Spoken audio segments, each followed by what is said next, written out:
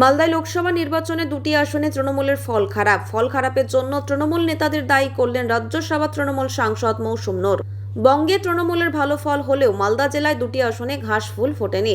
দুটি আসনকে পাখির চোখ করে জেলায় বারবার সভা রোড শো করেছেন মুখ্যমন্ত্রী মমতা বন্দ্যোপাধ্যায় ও তৃণমূল কংগ্রেসের সর্বভারতীয় সাধারণ সম্পাদক অভিষেক বন্দ্যোপাধ্যায়।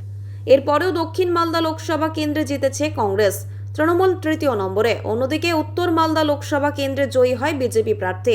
এই আসনে দ্বিতীয় স্থানে রয়েছে তৃণমূল। ভোট গণনা শেষে কেন দলের এই অবস্থা তা নিয়ে পর্যালোচনা করেন তৃণমূল নেতৃত্বে। সংবাদ মাধ্যমের সামনে মুখ খোলেন মৌসুম নূর।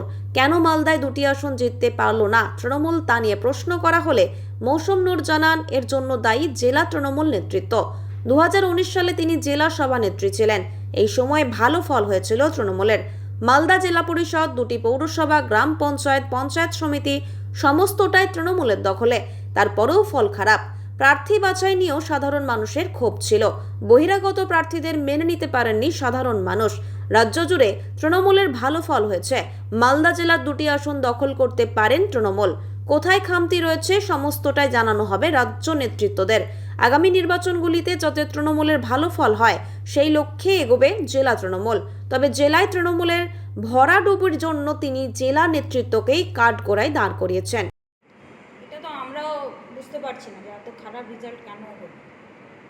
21-এ তো অবশ্যই ভালো রেজাল্ট হয়েছিল। মানুষ যেমন পুরো পশ্চিমবঙ্গে দিদির উপরে আস্থা রেখেছেন, 21-এও রেখেছিলেন, মালদাতেও আমরা ভালো রেজাল্ট দিতে পেরেছি। কিন্তু এবার 24-এ এত খারাপ রেজাল্ট হলো কেন? আমরা সবাই কিন্তু খুব দুঃখিত এবং নিজের মধ্যে তো অবশ্য আমাদেরকে ইন্ট্রোস্পেকশন করতে হবে। আমরা হয়তো আমাদের এই ঘাটতিটা হয়েছে কেন সেটা দেখার বিষয় আছে। বাকি আমরা লিডারশিপের আমাদের কি মনে হয়েছে যে কোথায় আমাদের ঘাটতি হয়েছে সেটা লিডারশিপকে আমরা জানাবো। এবং আগামী দিনে আবার তো বিধানসভা ভোট আসতে চলেছে, তাতে যাতে রেজাল্ট ভালো হয় সেই চেষ্টা আমাদেরকে করতে হবে।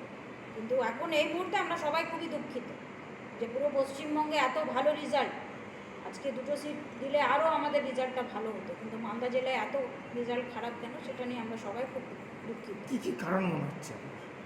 দেখুন, এটা তো আমি লিডারশিপকেই বলবো, আমাদের নেতৃত্ব আমাদেরকে ডাকবে, এর মধ্যে লিডারশিপকে বলবো। আমার যা যা মনে হয়েছে সেটা অবশ্যই আমি লিডারশিপকে বলবো। আমি নিজে ডিস্ট্রিক্ট প্রেসিডেন্ট ছিলাম, যে একটা ভালো রেজাল্ট দিতে পেরেছি, কিন্তু এই মুহূর্তে এত খারাপ রেজাল্ট কেন? তো আমার যে অভিজ্ঞতা, সেই অভিজ্ঞতা থেকে এবং এবারও কি আমার মনে হয়েছে সেটাও লিডারশিপকে জানাবো।